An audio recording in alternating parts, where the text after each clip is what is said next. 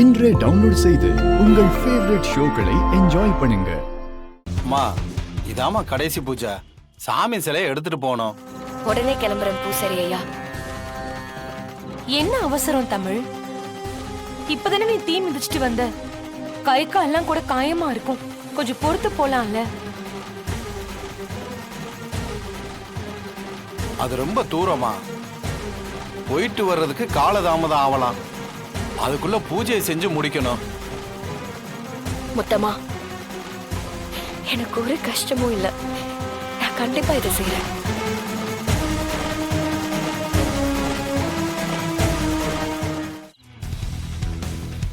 அந்த மலைப்பாதை ஒத்தையடி பாதை, ரொம்ப கரடு முரடா இருக்கும்.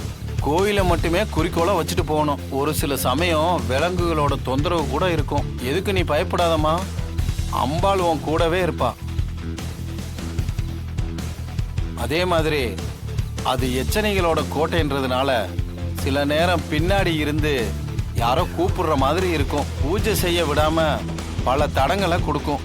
எதையும் நீ கண்டுக்காத. நீ ஒரே சிந்தனையில இருந்தா மட்டும்தான் கோயிலை அடைய முடியும். கோயிலுக்குள்ள போய் சிவனையும் அம்பாளையும் மனதார வேண்டிட்டு மாங்கல்யத்தை எடுத்துட்டு வாமா. நான் போய் அம்பாள் சிலையை எடுத்துட்டு வரேன். சரிங்கய்யா.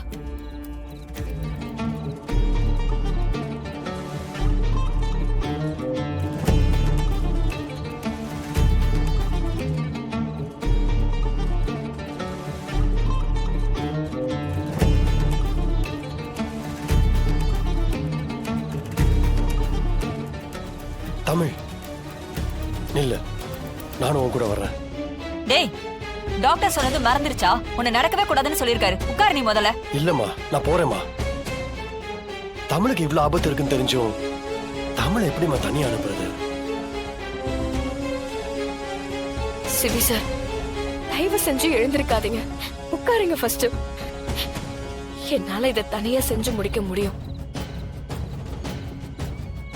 நீங்க எல்லாரும் சந்தேகப்படுறது என்ன ரொம்ப பலவீனமாக்கிடும்.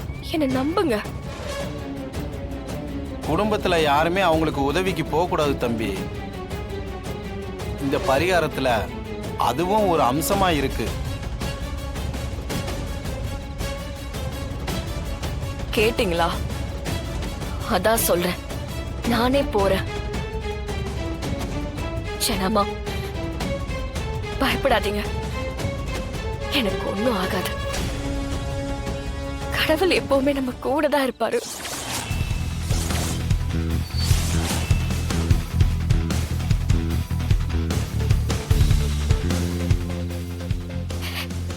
நான் போயிட்டு வரேன் ஜனாமா.